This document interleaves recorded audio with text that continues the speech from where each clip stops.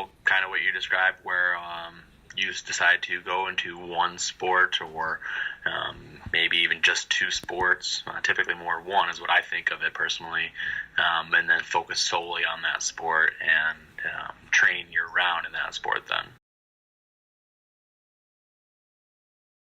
Good question. I think kids are different now than they were when I was growing up, and I'll be 32 in December. So I think now with electronic devices, that's changed kids' willingness to try new things and new activities and sports. But I think a lot of it comes from the parents, and a lot of them seeing future college or professional athletes in their young baseball or soccer or hockey player. One recent survey discovering that over a recent 5-year span, the number of kids and teens playing team sports declined nearly 4%, and that participation in all sports in general is down 10%. And some experts are placing the majority of the blame on pressure from parents. Parents are getting increasingly competitive about showing that their kids are number one in everything, and sports is just another example.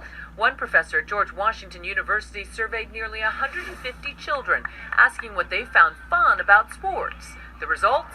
Kids reacting positively to team dynamics, trying hard, and learning. On a list of 81 factors contributing to their happiness, they put winning all the way down at 48.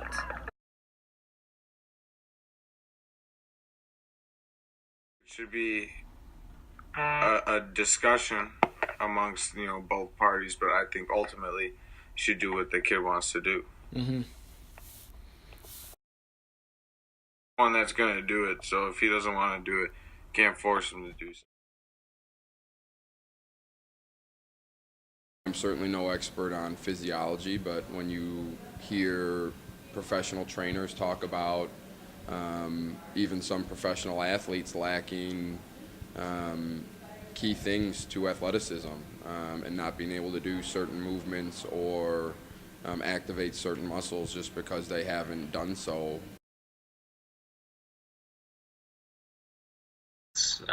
We make it clear to them that that behavior is unacceptable from where we stand, and if that's the case, the parent won't be able to partake in the game watching and the viewing. On the basketball side, they have explicit rules written out about if you cannot control your fans, technical fouls are put on your team, and then ultimately can lead to a disqualification for the game. So, and stuff that we host, we make sure to try and deal with that preemptively, and making sure that everybody knows the consequences to doing that. But when you go to a tournament that's outside, they may deal with it differently, but we still make sure that our parents or our travel teams understand the expectations, both for the child that's on the team, the parents that are cheering for the child on the team, for the coach of that team and everything. That is not the image that we want for our teams to be portraying out at those tournaments. So.